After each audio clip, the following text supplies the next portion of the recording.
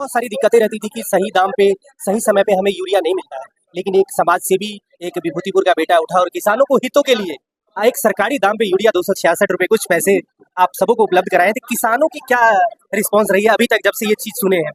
कुल मिलाकर के अगर एक लाइन में ये कहें कि इनके जैसे अगर 2, 4, 5% भी लोग इस इलाके में हो या राज्य स्तर में हो, एक रुतबा ही अलग होगा।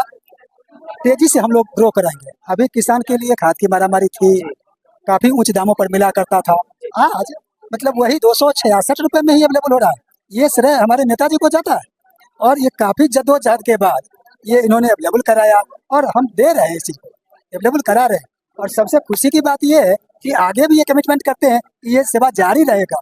अगर ये अभी प्राइमरी में इतनी बड़ी साहस कर रहे हैं तो इससे हम अंदाजा लगा सकते हैं कि हमारे किसान बंधु का क्या भविष्य होगा। तो बहुत ही बेहतर सोच कहा जा सकता है और आने वाले समय में हमारे किसान बंधु के लिए सबसे बेहतर, इससे बेहतर और क्या हो सकता है। अभी जिस तरह से हम किसानों से राय विचार लिए हैं, सबों ने सर को धन्यवाद दिया है कि आखिरकार कोई तो इंसान उठा जो किसानों के हित के लिए, हमारा भारत किसान प्रधान देश है तो किसानों के हित के लिए काम किए। सर को क्या धन्यवाद देना चाहिए? बहुत बहुत धन्यवाद और ढेर सारी अग्रिम शुभकामनाएं भी। अच्छा, कि ये अभी ये प्राइमरी है और जैसे देख करके लगता है पूत की पाँव पालने में ही देखी जाती है कि उसका फ्यूचर क्या होता है।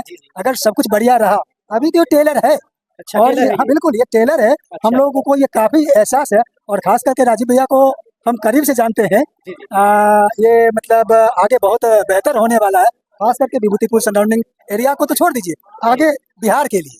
जी जी हाँ ये इतना बेहतर होगा। सर, जिस तरीके से मैंने किसानों से राय विचार लिया है, सबों के दिल जीवा पे एक ही सवाल है, जवाब है कि आखिरकार कोई तो किसानों के हित के लिए सबसे पहली कदम उठाए हैं। जो कालाबाजारी होती थी, सौ समय पे वो यूरिया नहीं मिल पाती थी, आखिरकार राजीव रंजन जी ने ऐसा क्या सोचा कि किसानों के जगह पे दिलों में जगह बनाना शुरू कर दिया? मैं अपनी बात को आपको कई बार बोला हूँ कि ये एक छोटा सा प्रयास है। एग्रीकल्चर बेस्ड इकोनॉमी हमारे देश की रही है और एग्रीकल्चर से मास लेवल पे किसान जुड़े हुए हैं जो अपनी खून पसीने की कमाई से अपने परिवार को चलाते हैं। और सच मामले में अगर पूछें तो उनको उचित मूल्य नहीं मिल पाता है। हमारी सरकार ने 3 कृषि कानून लाने का कोशिश किया था, लेकिन कुछ शरारती तत्वों ने अंतर्राष्ट्रीय साजिश का शिकार होके उन्होंने उस कानून को वापस लेने पे सरकार को मजबूर कर दिया। अब मैं ये कहना चाहता हूँ, ये एक ऐसा फील्ड है जहाँ बहुत काम करने की बात है। बहुत ज्यादा वैक्यूम है, खाली जगह है। अब आप देखिए, मैं आपको बोलूंगा कि मैं कहाँ तक गया हूँ। किसान के खेत में जुताई से शुरू करेंगे, 22वां दिन गेहूं में पानी पटना चाहिए उसको सुनिश्चित करेंगे, उसकी गेहूं की कटाई कैसे होगी और उसकी तैयारी कैसे होगी वहां तक जाएंगे। ये जो फसल उपजाएंगे उसको बेहतरीन रख रखाव कैसे होगा, उसको उचित मूल्य इनको कैसे मिलेगा। कैश क्रॉप, जैसे हम सब्जी की खेती करते हैं, फूल की खेती करते हैं, फलों की खेती करते हैं, तो ये सारा चीज हम इनको ट्रेंड करके उसकी ओर लेके जाएंगे जहां इनको ज्यादा से ज्यादा लाभ हो। अब उसका रख रखाव, उस पर काम करने की जरूरत है। तो आप वो जो ये तो एक मैंने एंट्री मारी है। मैंने अपने इस अभियान में मैंने इस अभियान में मैंने एंट्री ये सोच के मारी है कि हम राजनीति करने आए हैं, तो आप ये मत सोचिएगा कि मैं अपने आप को सड़क बनाने तक सीमित रखूंगा।